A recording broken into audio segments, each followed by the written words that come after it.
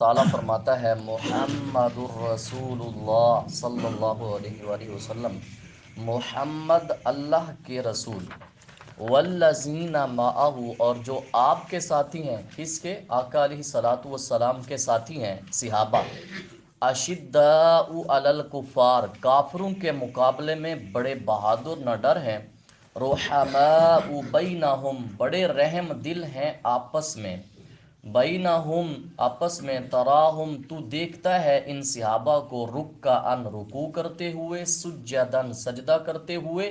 یہ رکوع اور سجدہ کیوں کرتے ہیں؟ یبتغون فضلا من اللہ ورضوانا، یہ طلبگار ہیں اللہ کے فضل کے اور اللہ کی رضا کے، اللہ کا فضل اور اللہ کی رضامندی کے یہ طلبگار ہیں صحابہ۔ سیماہم ان کی علامت، فی وجوہہم ان کے چہروں پر، من اثر السجود سجدوں کے اثر سے، سجدوں کا اثر چہروں پہ نظر آتا ہے، ذالکا مثلہم فی التورات یہ ان کے اوصاف تورات میں ہیں، وَمَثَلُهُمْ فِي الْإِنْجِيلِ نیز ان کی صفات انجیل میں ہیں۔ کیسے؟ کا زرعٍ ایک کھیت کی مانند، اخراجا جس نے نکالا، شطأہ اپنا پٹھا، فآزرہ پھر تقویت دی اس کو، فاستغلظ پھر وہ مضبوط ہو گیا، فاستوى علی سوقہ پھر سیدھا کھڑا ہو گیا اپنے تنے پر، یعجب الزراء خوش کر رہا ہے بونے والے کو، لیغیظ بہم الکفار تاکہ گیز میں جلتے رہیں انہیں دیکھ کر کافر، وعد اللہ الذین اللہ نے وعدہ فرمایا ہے جو آمنوا ایمان لے آئے، وعملوا الصالحات اور نیک عمل کرتے رہے، منہم ان سے، مغفرتا و اجرا عظیما مغفرت کا اور اجر عظیم کا۔ محمد اللہ کے رسول ہیں، صحابہ جو میرے آقا کے ساتھی ہیں وہ کافروں پہ سخت ہیں، مومنین آپس میں بڑے رحیم ہیں، رکوع بھی کرتے ہیں، سجدہ کرتے ہیں صرف اللہ کی رضا کے لیے۔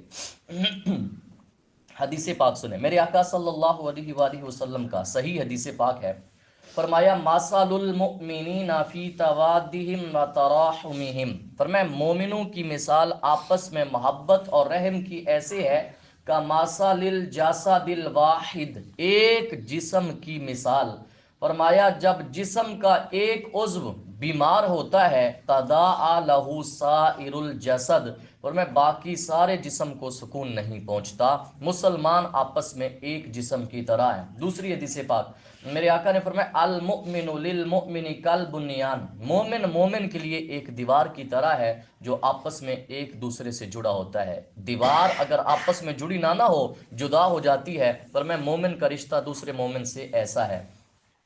اب یہ ہے جی، اللہ تبارک و تعالیٰ نے صحابہ کے اوصاف تو اور بھی بہت تھے، لیکن جو قرآن میں ذکر فرمایا وہ کیا ہے؟ رکعن سجدن، یہ کیوں فرمایا؟ کہتے ہیں ہیا خیر الاعمال، اعمال میں سے بہترین وہ نماز ہے۔ میرے آقا صلی اللہ علیہ وآلہ وسلم کے صحابہ، اللہ فرماتا ہے اور صرف یہ ہی نہیں، فضلا من اللہ ورضوانا، اللہ نے نبی کے صحابہ کو اخلاص کے ساتھ موصوف کیا کہ ان میں اخلاص بھرا ہوا ہے، اور کیوں ہے؟ یہ صرف اس بات کی امید لالچ رکھتے ہیں کل قیامت کے دن اللہ تبارک و تعالی ثواب جزیل عطا فرمائے گا ہمیں۔ اب یہ ہے نا جی، جو ان کے چہروں میں سجدے کے نشان ہیں، اس کی تفسیر کیا ہے؟ کہتے ہیں وہ شخص جو رات کو عبادت کرتا ہے، اللہ تبارک و تعالی دن کو اس کے چہرے کو خوبصورت بنا دیتا ہے۔ جو رات، حدیث پاک ہے، من کثرت صلاتہ باللیل، جس کی رات کی نماز زیادہ ہو گئی، حسن وجہہ بالنہار، دن کو چہرہ روشن ہو جاتا ہے، یہ حدیث پاک ہے۔ اور کہتے ہیں اس سے مراد یہ بھی ہو سکتا ہے کہ وہ جو سجدہ کر کر کے یہاں نشان نہیں پڑ جاتا جس کو محراب بولا جاتا ہے، اس سے وہ بھی مراد لیا جاتا ہے۔ حدیث پاک سنیں، حضرت عثمان غنی رضی اللہ تعالی عنہ فرماتے ہیں، اے لوگو تم اپنے باطن کو صحیح کرو، اللہ تمہارے ظاہر کو ٹھیک کر دے گا۔ اور یہ حدیث پاک ہے، میرے آقا نے فرمایا ما اسر احد، فرمایا لو ان احدکم یعمل فی صخرۃ سما، اگر تم میں سے کوئی ایک بندہ ایک چٹان میں عمل کرتا ہے، وہ چٹان جس کا نہ کوئی دروازہ ہے نہ کوئی کھڑکی ہے، فرمایا اللہ تب بھی اس کے عمل لوگوں کے سامنے ظاہر کر دے گا، اس چٹان کے اندر بھی عمل کرو گے، اور ایک اور حدیث پاک سنیں، میرے آقا صلی اللہ علیہ وسلم نے فرمایا ان الہدی الصالحہ، بے شک اچھا اخلاق، والاقتصادہ، اور درمیانہ روی، ہر چیز کے اندر میانہ روی، فرمایا یہ نبوت کا 25واں حصہ ہے، نبوت میں سے 25واں حصہ ہے اچھا اخلاق اور میانہ روی۔ اب سنیں جی، اللہ فرماتا ہے لیغیظ بہم الکفار، ان سے میرے نبی کے صحابہ سے کافر جلتے ہیں۔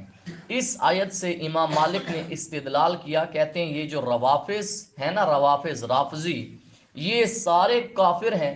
وجہ کیا ہے؟ یہ صحابہ سے بغض رکھتے ہیں، ایک کی محبت میں آ کے باقی سب کو گالی دیتے ہیں، اور کہتے ہیں اس پر علماء کا اتفاق ہے، چونکہ فضائل صحابہ اللہ تبارک و تعالیٰ نے وہ قرآن میں بھی بیان فرمائے ہیں۔ حدیث پاک کیا ہے؟ ایک حدیث پاک صحابہ کی شان پر فرمایا لا تسبوا اصحابی، میرے صحابہ کو گالی نہ دو۔ وجہ کیا ہے؟ فوالذی نفسی بیدہ، اس ذات کی قسم جس کے قبضہ قدرت میں میری جان ہے، لو ان احدکم، اگر تم میں سے کوئی ایک، انفق مثل احد ذهبا، فرمایا تم میں سے کوئی ایک احد پہاڑ کے برابر سونا خرچ کرے، ما ادراکا مد احدہم، فرمایا میرا صحابی ایک مد رب کے راستے میں دے، فرمایا تمہارا احد پہاڑ سونے کا دینا مد تک نہیں پہنچ سکتا۔ اتنی بڑی شان ہے صحابہ کی، ایسے صحابہ کو گالی نہ دو۔ لا تسبوا اصحابی، میرے صحابہ، جس کو صحابی بولتے ہیں نا، پھر اس کو گالی دینا جائز نہیں۔